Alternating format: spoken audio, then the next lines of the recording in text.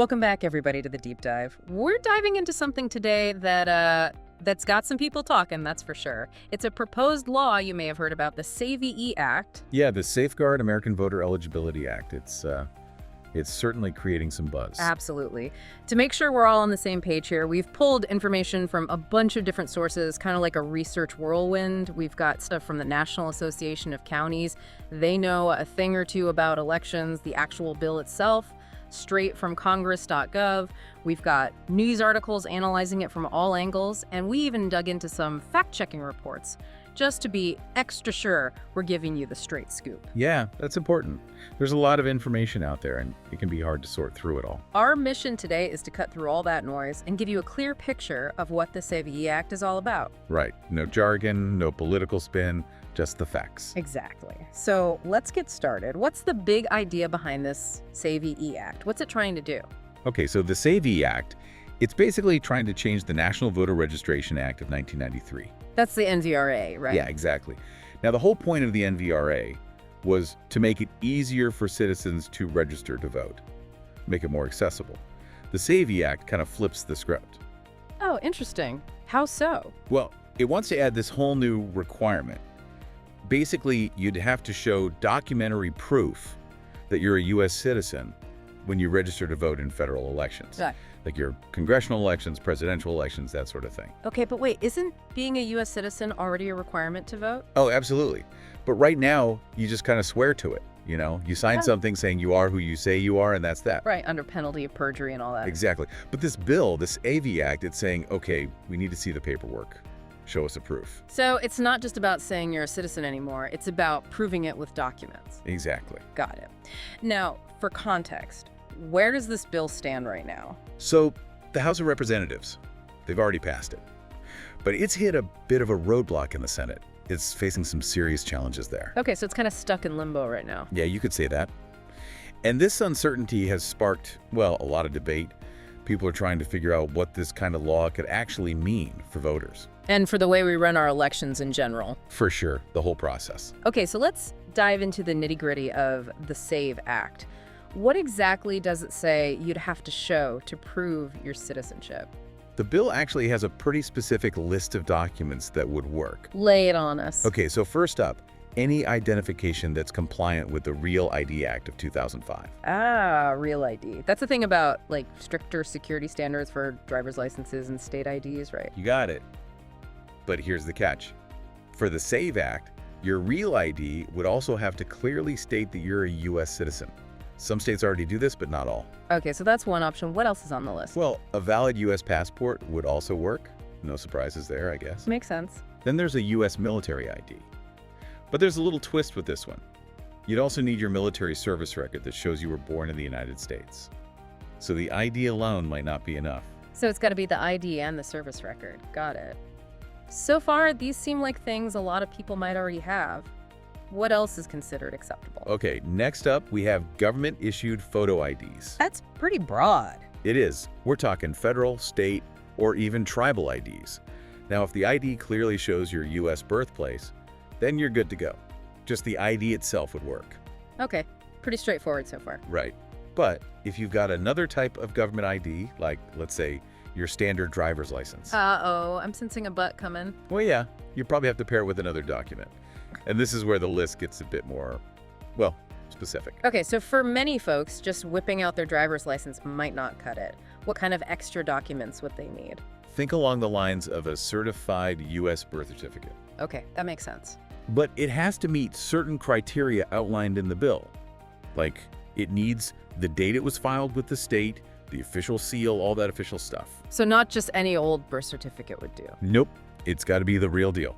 Then you've got things like extracts from a U.S. hospital birth record, but it has to have been made around the time you were born and clearly say you were born in the U.S. Got it. So very specific requirements there. What else is on this more detailed list? Well, a final adoption decree could work, but it has to show your name and your U.S. birthplace. Then there are documents for more unique situations, like a consular report of birth abroad or a certification of report of birth if you were born overseas but are a U.S. citizen. Okay, starting to get a bit more complex now. Yeah, it does get a little complicated. And then there's the naturalization certificate, or certificate of citizenship, for folks who became citizens later in life. Oh, and even an American Indian card with a specific classification, KIC, which basically proves U.S. citizenship for members of certain Kickapoo tribes. It's a lot to keep track of. It is. It sounds like the key takeaway here isn't just memorizing the list, but realizing that this could actually get pretty tricky for people. What if someone just doesn't have these very specific documents handy? Does that mean they can't register to vote? Well, not necessarily. The bill does have a backup plan.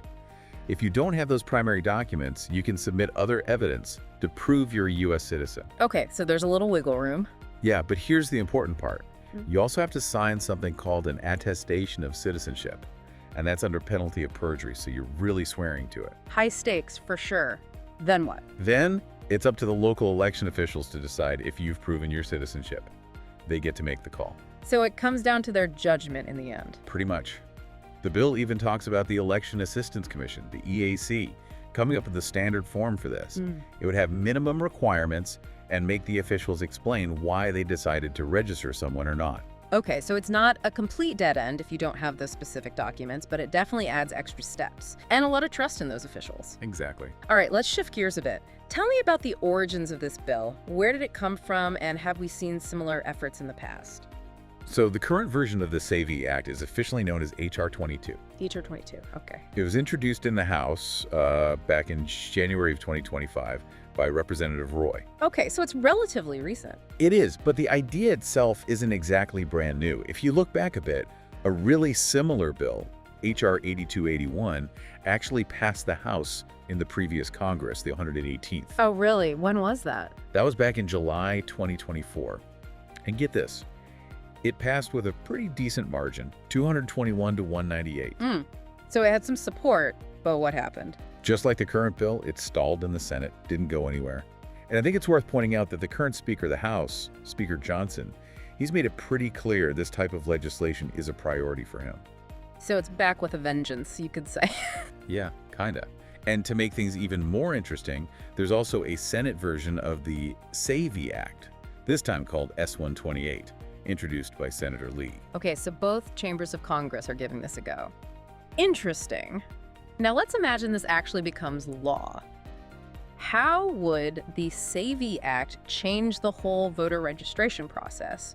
What would be different for, say, a regular person wanting to register? The biggest change, the one you'd feel right away, is the shift from just saying you're a citizen to actually having to prove it with documents. Yeah. Right when you register. So a lot more paperwork involved. Definitely.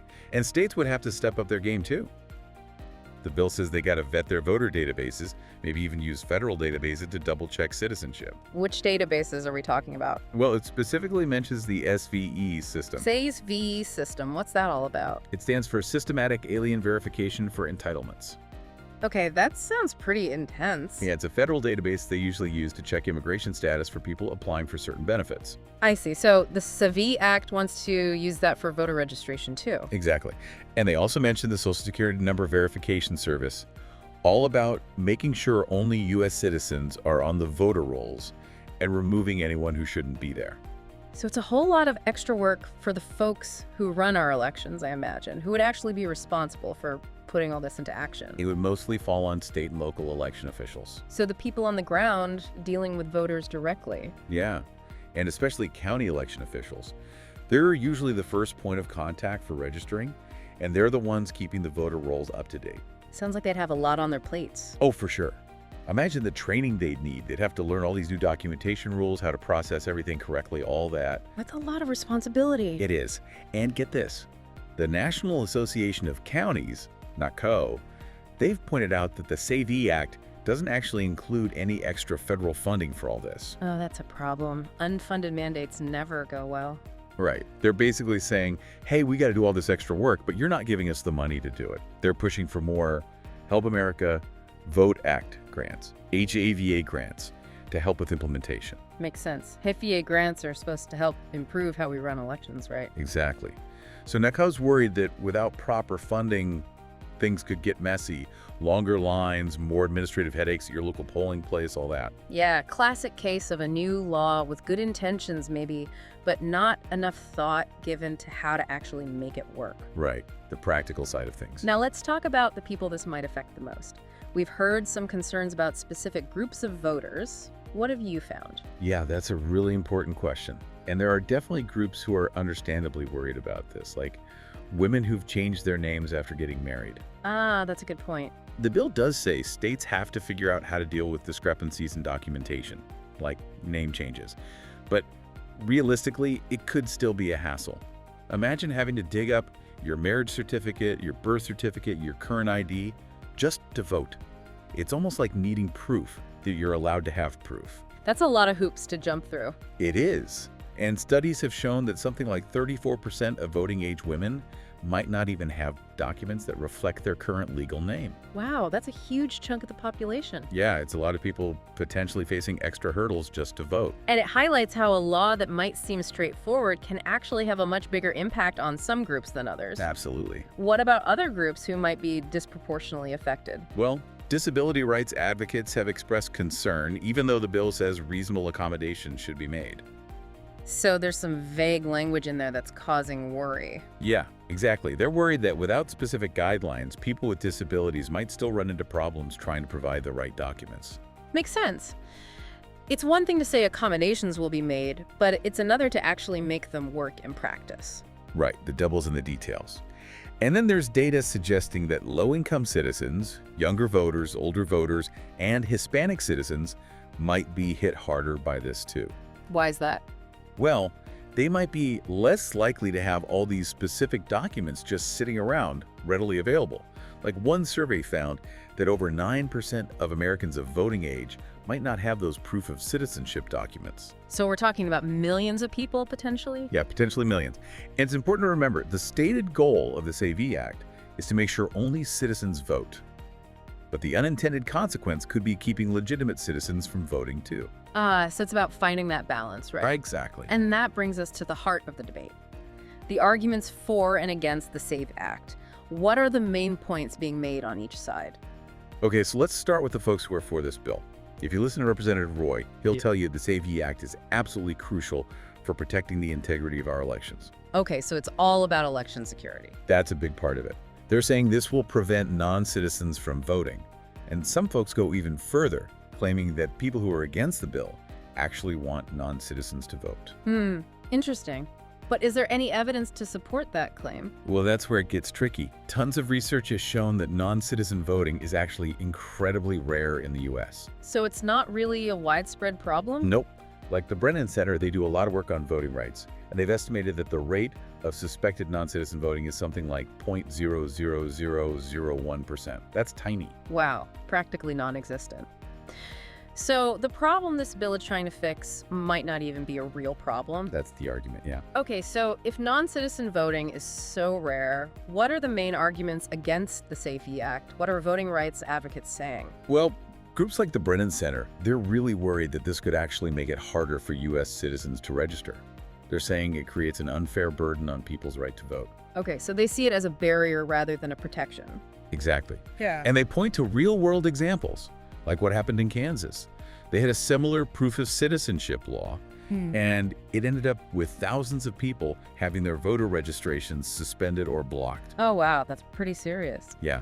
The concern is that this bill could disenfranchise millions of eligible voters who might not have those specific documents or can't easily get them. So it's not about non-citizens voting, it's about legitimate citizens potentially losing their right to vote. That's the worry, yeah. The Kansas example really highlights how complicated this can get in practice. And speaking of complicated, let's talk about the legal side of things. The Supreme Court has weighed in on similar issues before, right? What's the legal landscape like for this SAVE Act? This is where it gets really interesting. There's this ongoing tug of war between the federal government and states when it comes to elections. Like, the Supreme Court has said that Arizona can require proof of citizenship for their state elections. Okay, so states have some leeway there. Right. But when it comes to federal elections, it's different. The National Voter Registration Act, the NVRA, that's federal law. And the courts have always said that the NVRA basically overrules any state laws that make it too hard to register for federal elections. So federal law trumps state law in this case. Yeah, that's been the understanding. But the SAVE Act, it's trying to change that. It wants to amend the NVRA to make it okay to have these stricter documentary requirements for federal elections too. Bold move. But haven't the courts already pushed back against this kind of thing? We're thinking of the Kansas case, right? Yeah, where their proof of citizenship law was struck down. Exactly. The 10th U.S. Circuit Court of Appeals, they said that law was unconstitutional because it put too much of a burden on the right to vote. And the Supreme Court didn't even take up the appeal, which means that ruling stands. So the SAVE Act is basically trying to get around a legal barrier that's already been established. Pretty much. Okay, so legally, it's a bit of a minefield. What about the practical implications? Let's say this becomes law. What would that actually look like for the average person trying to register? We've touched on the headaches for election officials, but what about the voter's experience? One big change could be the end of online or mail-in voter registration as we know it. Oh, wow. Really? Well, the bill does say you can mail in your proof later if you register by mail. But the whole vibe of the bill, with this giant list of specific documents, it suggests a shift towards in-person registration. So you'd basically have to show up with your documents in hand. Yeah, potentially. And that could be a major obstacle for people with busy schedules, no transportation, you name it. Yeah, not everyone can just pop down to the election office whenever they want. Right. And then there's the potential for major delays and confusion if states can't figure out how to make this work, especially if they don't get extra funding. And the bill doesn't really spell out what counts as sufficient evidence if you don't have those primary documents. So a lot of gray areas that could lead to problems. Definitely. And then there's the fact that the bill actually introduces criminal penalties for election officials if they register someone who isn't a citizen. Oh, wow. So they could get in trouble. Yeah, potentially. And that could make them super cautious, which could mean more scrutiny of applications and longer wait times for everyone, even legitimate voters. So it's this ripple effect where one change can lead to a bunch of unintended consequences. Exactly. It seems like the SAVE Act, while aiming to improve election security, could actually create new obstacles for voters and make the whole registration process a lot more complicated. Yeah, that's definitely one of the big concerns. It's all about finding the right balance, right? Absolutely. Balancing security with accessibility, making sure our elections are both secure and fair. Right, and that's a tough balance to strike. So, as we wrap up this deep dive into the SAVE Act, let's take a minute to recap the key points. We've covered a lot of ground here. We have. We started by looking at what this bill actually proposes. Mandatory documentary proof of citizenship to register to vote in federal elections. We went through that long list of acceptable documents and the alternative process for folks who don't have those right away. Then we traced the bill's journey through Congress, noting that it's passed the House but faces an uphill battle in the Senate. Right, and we talked about how this could change the nuts and bolts of how people register to vote, the added burden on election officials, and the concerns about specific groups of voters who might be unfairly disadvantaged. We also delved into the main arguments for and against the SAVE Act from both sides of the aisle. And we didn't shy away from the complex legal issues and the potential practical challenges too. No, we covered it all. And it's important to remember that the future of the SAVE Act is still up in the air. But if it does become law, it could have a huge impact on how millions of Americans exercise their right to vote. No doubt about it. So, for our final thought today, I want to leave you with this. We all want our elections to be secure and fair, right? But how do we achieve that without making it harder for legitimate citizens to vote? How do we balance those competing priorities? And what role should the government play in all this? Those are big questions, but they're worth pondering as we continue this important conversation about the future of voting in America. Thanks for joining us for this deep dive, folks. Thanks for having me. We'll see you next time.